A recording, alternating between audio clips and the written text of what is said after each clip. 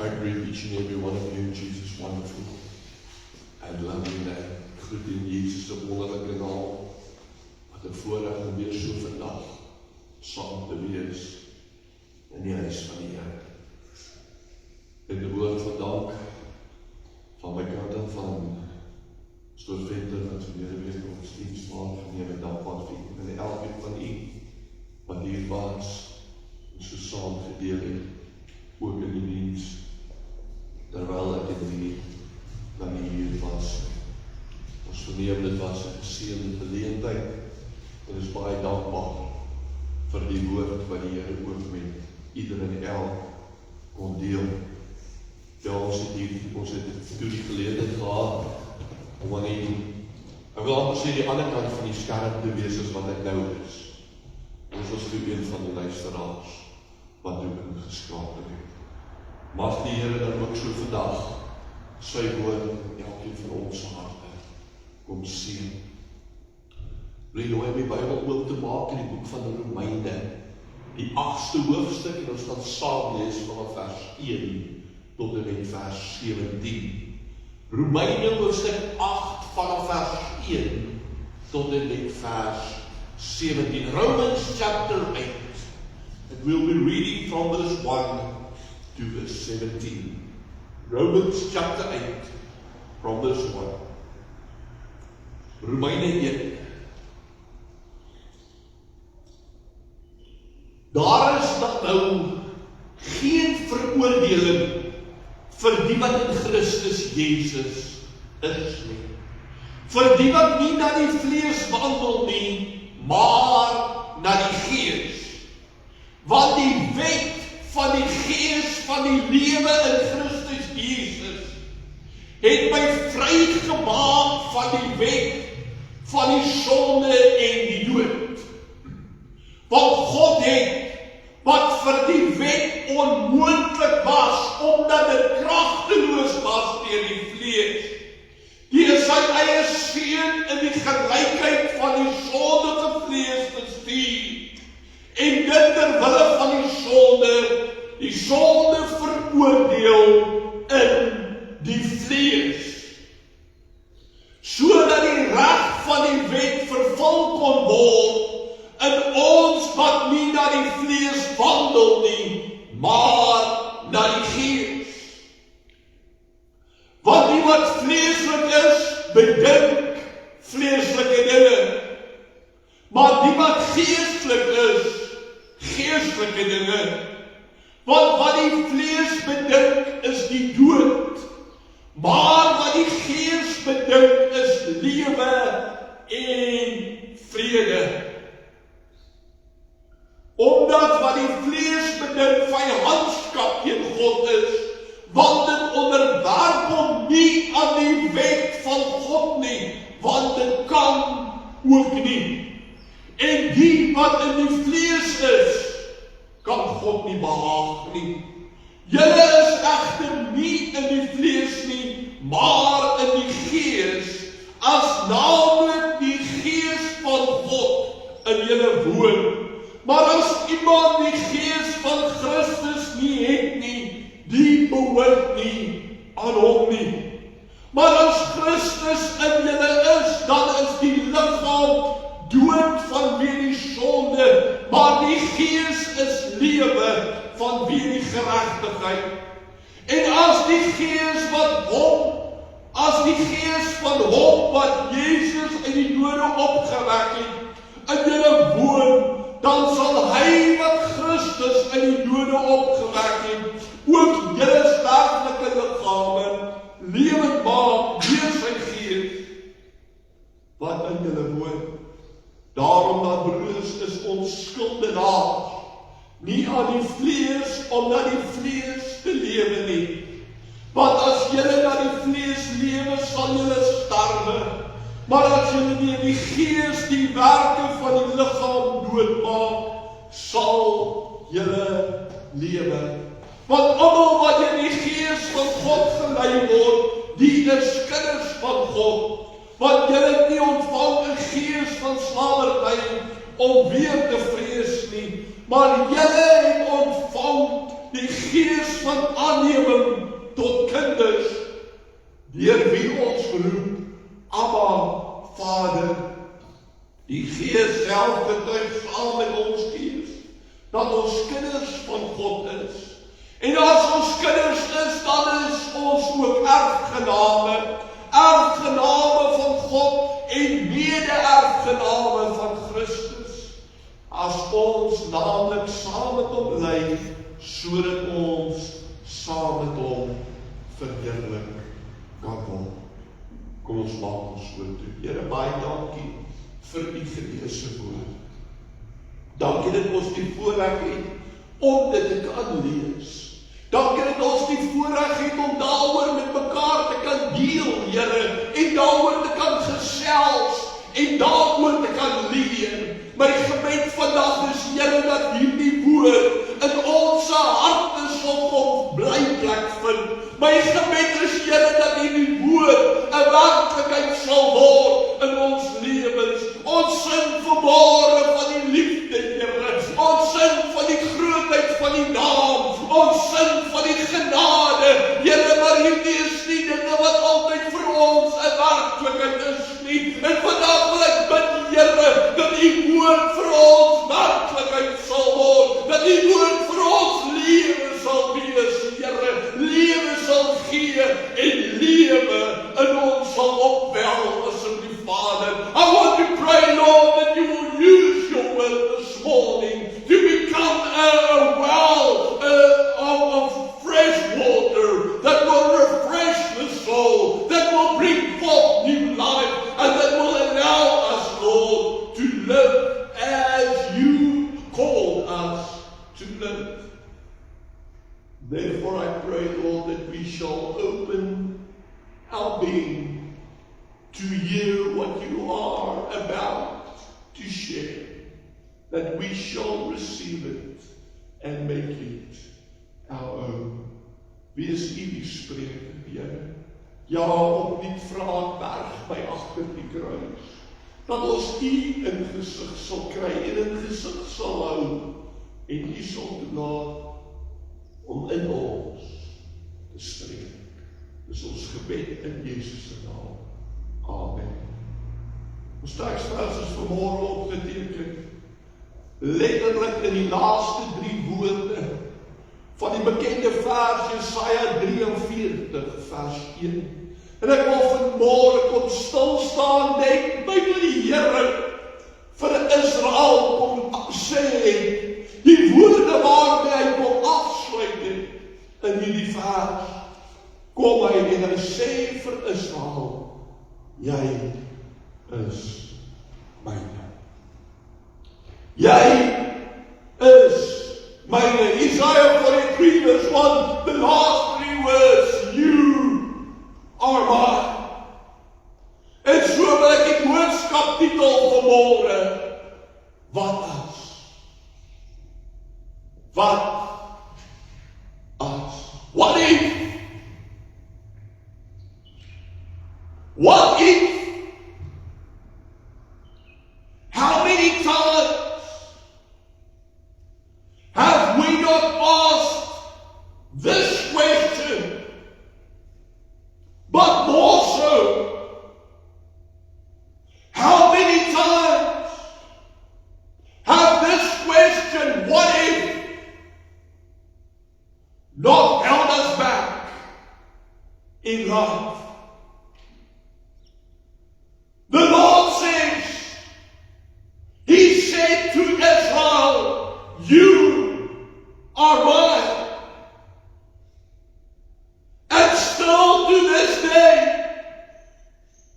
He says this to His children, to His own. He says this morning to you and to me, you are mine, says the Lord. But who among us truly realizes this?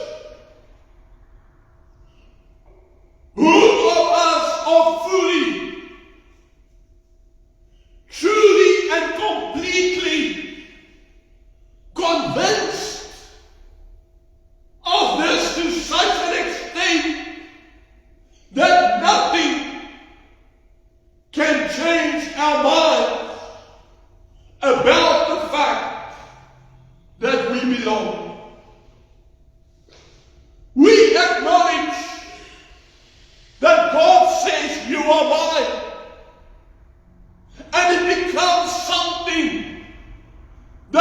we are aware of, but not what we are convinced of.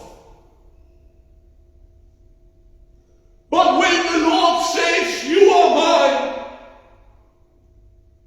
He does not merely say that you just belong somewhere or to someone,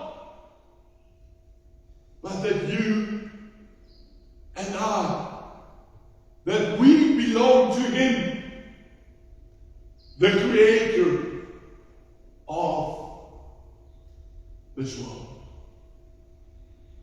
You belong. Kan jy vanmôre net vir 'n oomblik vir jouself sê, ek behoort. Maar kan jy dit vanmôre sê met oortuiging en 'n wete in jou hart dat jy behoort?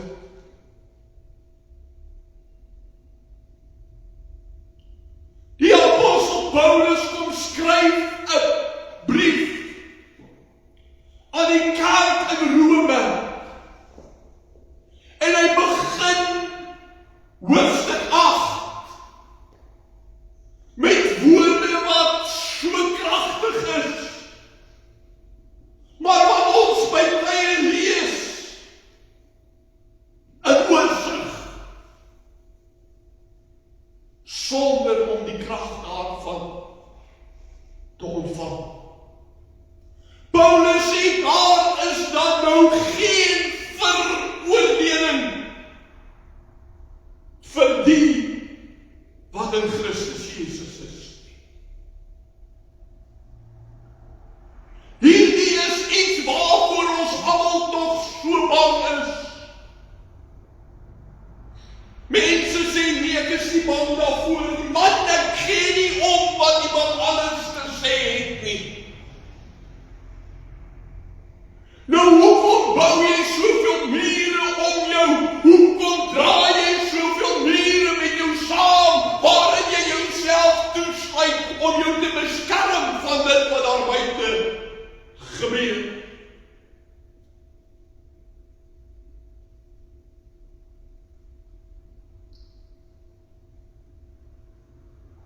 Ek doen dit want wat as? Wat as ander sien wie ek is? Wat as ander sien waar ek was? Wat as? En daardie wat as bevestig dat daar 'n vrees vir veroordeling bestaan.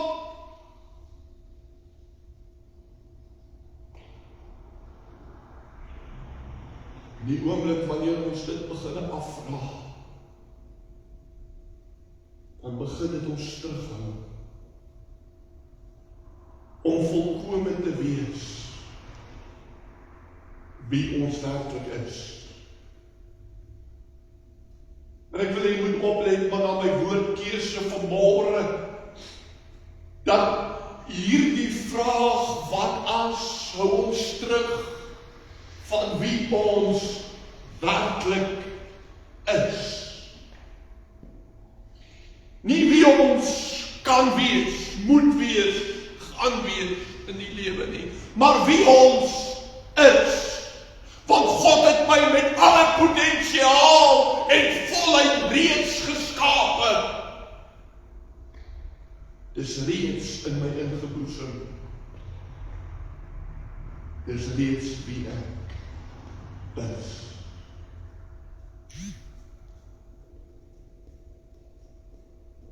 There was this family who served the Lord. They had 2 daughters.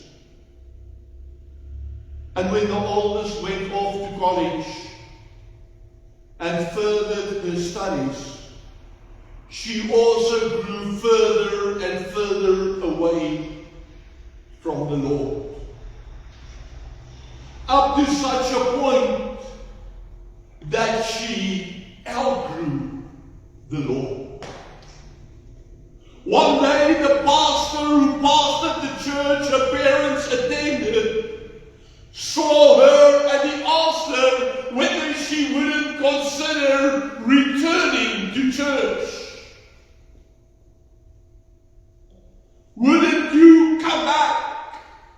He asked her. No, she said. Everybody will talk. Everyone will judge.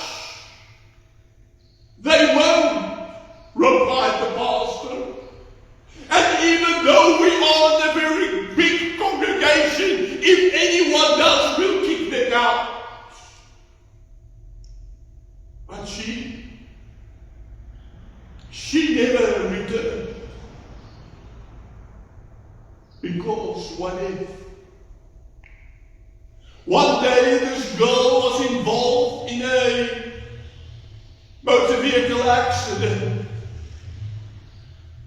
And she died. She died without ever getting right with God. Because of a conviction she had that was outside of God's word.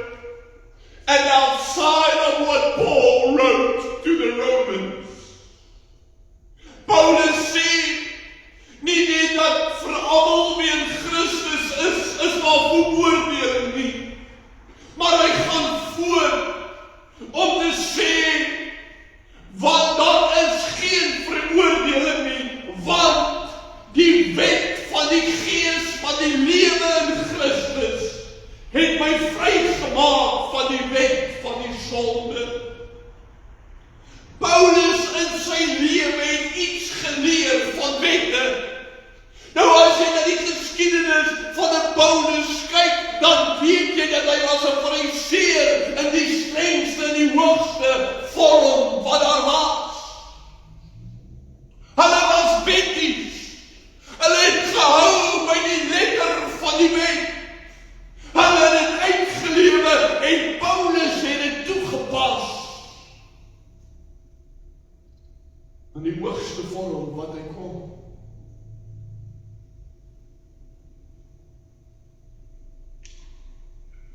Maar hierdie wette,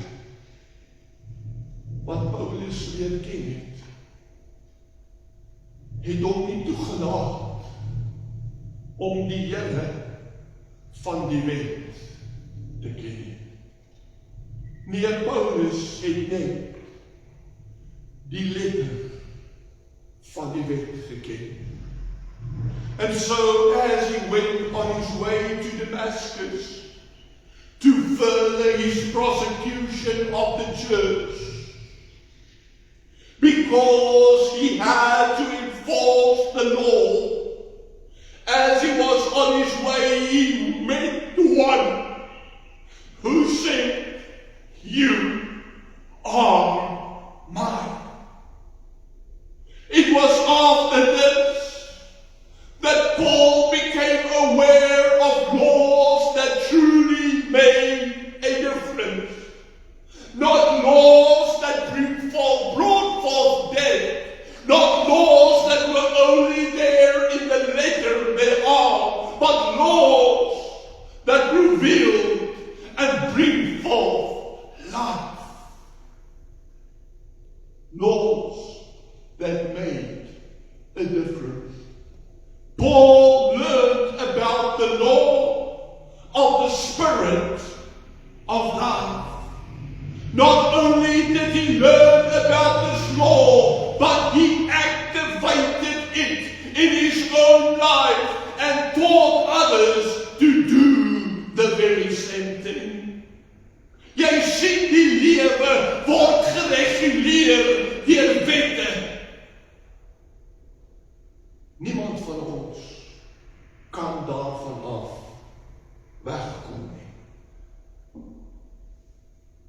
Spottenderwys sal ons soms sê, wette is gemaak om gebreek te word. Maar dit is nie moontlik om alle wette te breek nie.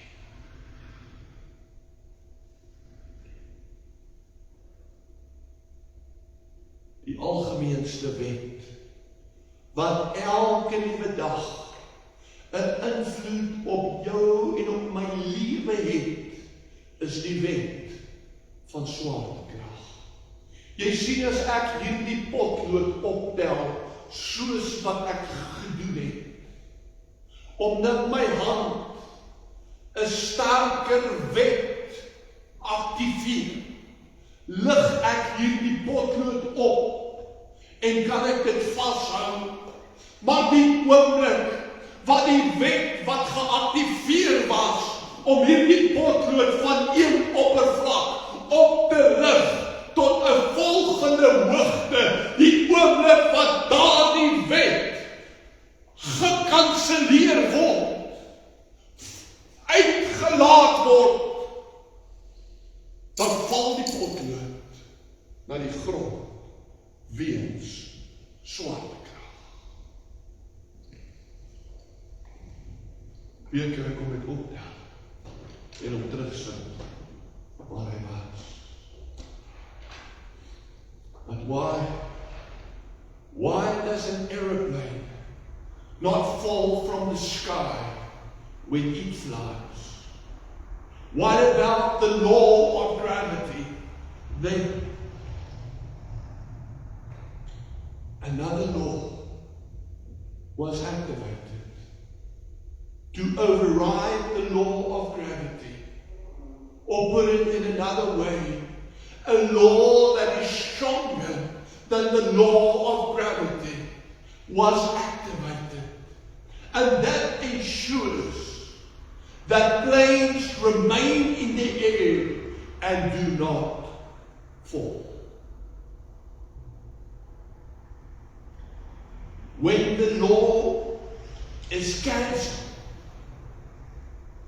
through an engine that is switched off, or because of a faulty engine that does not run anymore and cut off, the moment that happens, the law of gravity is activated once more, and that pulls the plane down to earth. Dis aktiveer die apostel Paulus die wet van die gees van lewe in sy eie lewe. Hy sterf in homself. En daarom skryf hy aan die kerk in Efese en sê vir hulle, ek is saam met Christus gekruisig. Ek leef nie meer nie, maar Christus leef in my. Soos Christus hom geroep het om te doen, gaan doen Paulus. Hy laat toe dat die Here hom vul met sy gees en leef 'n lewe geaktiveer, geïnspireer en gelei deur die gees van God.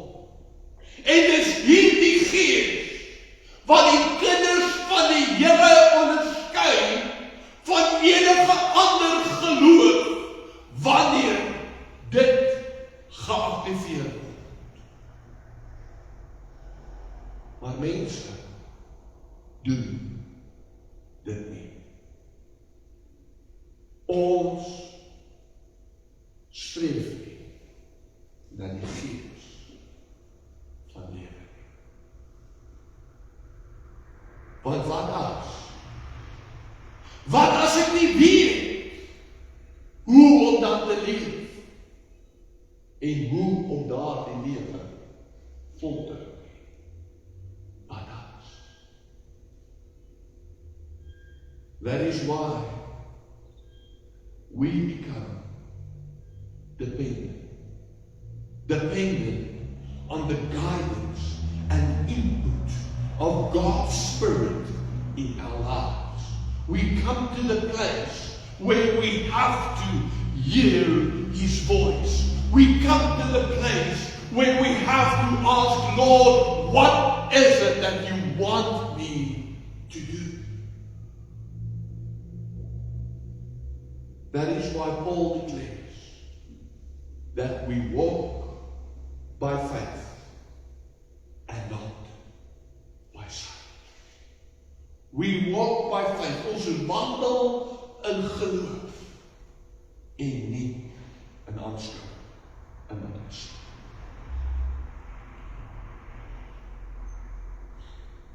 Following Jesus requires from us to rely on the Lord at all times and not sometimes. I want to repeat this. Following Jesus requires from us to rely on the Lord at all times and not sometimes. Why do we fail? Because we rely sometimes on the Lord and not all the time. We allow Him to guide us or to lead us certain times, but not all the time. Since man questioned the possibility of doing so, allowing God to lead him throughout his life, because man came to the point where he said it is impossible to be done. It cannot be accomplished. The Lord sent us His only begotten Son. He sent Him into this world to live as man in flesh, in order to show us that anything is possible with the Lord. En dit alles begin by jy is myne. As ons dit nie glo nie, sal ons dit nooit wees. En dan sal ons nooit die wet van die gees van lewe in ons eie lewens aktiveer. Maar wat as ek val?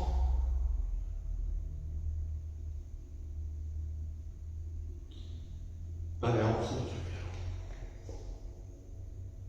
As jy val, as ek val, is God daar. Wat gebeur met Petrus wat sink? Hy roep uit, Here red my. Wat doen die Here? Die Here gryp sy hand. En hy gaan. Hy sê van waar moet jy twyfel? So wat as? Dan is God daar. Maar hierdie vrees leef in mense se harte en verhoed hulle om die volle potensiaal wat God in hulle geplaas, in hulle gegee uit te leef. Vliegtuie het dan Vader meer gedagte of vermoë om te redeneer nie. En daarom vlieg hulle nie. Hulle is gemaak om te vlieg. Wanneer die engines aangeskakel word, kom daar nie 'n redenasie. Sal ek dit kan doen nie? Sal ek die vrag kan dra nie? Sal ek bo bly nie? Daar is nie 'n wonder nie. Daar is nie 'n beredenering nie. Hulle doen waarvoor hulle gemaak is. Mense glo, as hulle die engines aanskakel en die vliegtuig operate, as ek die woord mag gebruik, gaan hy vlieg. En dan gebeur dit. Want die vlieënier weet, hy aktiveer 'n groter wet. And maybe this is the secret we've all missed for so long in our own lives. Stop wondering, stop reasoning, and just do what God said. For you see, He is the operator that knows what you are capable of. He switches on the engines in us by igniting a fire in our hearts to act in a certain way. But then, the what ifs, the reasonings, the wondering, the questioning prevent us from reaching the heights we are capable of. An Asian girl one day walked past an Italian restaurant. She looked in, and two things from this restaurant stood out to her. All the waiters in that restaurant wore black suits, and all of them were men. In her, a thought came up as she was hunting for a job. She wondered whether they would hire her. But she wasn't Italian. She wasn't a man. So she did not fit the profile. But still she decided to enter and inquire about possible openings at the restaurant. 5 minutes later she left with a job. Terwyl sy daar gewerk het in daardie restaurant, vertel sy, het sy besef dat sy nie Italiaans was nie. Sy het nie die taal geken nie. En dus het sy probeer om van die taal op te tel en seker goed te kon sê in Italiaans. Want wat as sy nie aanvaarbaar was vir die mense wat daar gaan eet nie? Haar lewe was beïnvloed deur hierdie vrees van wat as sy nie gesien is as nie goed genoeg, omdat sy nie die profiel gepas het nie. Wat as mense die ware ek sien? Wat as mense alles omtrent my weet? Wat as die en wat as daar? En so bou ons mure op rondom ons, sodat ander net moet sien wat ons hulle wil laat sien. And the what ifs prevent us from doing so much more. We even ask, what if God? God knows everything. There is no place where I can go that God does not know of. There is no place where He isn't present. So what if God knew? What if God saw? Does not matter. For wherever I go, God is there. He knows my secrets. He knows my failures. He knows my best. And He knows my worst. And He still says to me, you are mine. Stop allowing the what-ifs to dictate your life. The one girl I spoke of earlier in the sermon did not come back to God because of what-ifs. Paul eliminates the what-ifs with his letter to the Romans by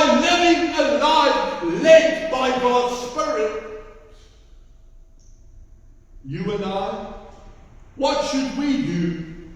Request God's Spirit in your life. Allow God to fill you in your life. Long for God's Spirit in your life. Seek after God's Spirit in your life. Hunger after God's Spirit in your life. Receive God's Spirit and live by His hand.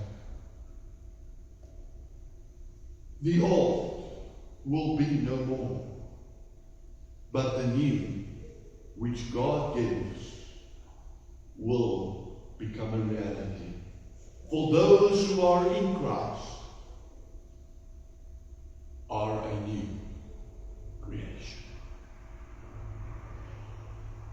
Jesus sê, as jy julle as aardse vaders weet om goeie gawes aan julle kinders te gee, hoeveel te meer sal hy die Heilige Gees gee aan die wat hom bid. Paulus aktiveer 'n nuwe wet. Hy glo ek is syne. Ek behoort. Glo jy dit vanmorgen?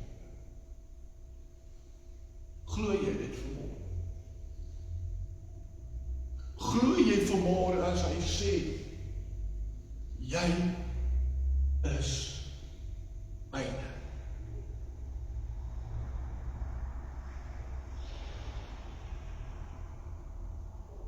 Jou foute, jou mislukkings, jou suksesse, alles is aan hom bekend. En binne dit alles sê hy vir jou, jy behoort aan my. Sal jy vanmorgen die wat as aflê? Daar die wat as wat jou terughou, aflê. Draai dit om. Wat as jy hier 'n kans gee? Wat gaan dan gebeur? Wat as jy God se Gees volg waar hy jou lei?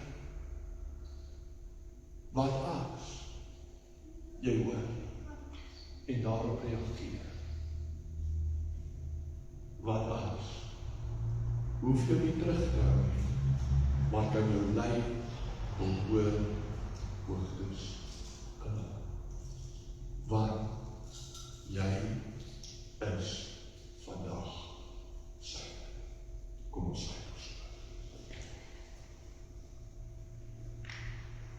Here, daar is soveel dinge waarvan ons bewus is. Ons verklaar en ons sê, Here, ek weet. Ekskuus. Ons sê, Here, ek weet. Ek weet die dinge, maar tog, still it's not a conviction that changes the negative what ifs. It does not change the what if that binds me or holds me back, Lord, from trying again and again and again until your power flows through me and gives me the victory.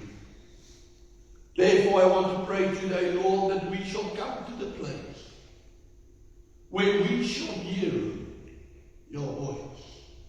Die stem wat sê, jy is myne. Jy behoort aan my. Ongeag wat was. The scars of the past is not something to hide, but it is your destiny. For Lord, your scars speaks of our salvation.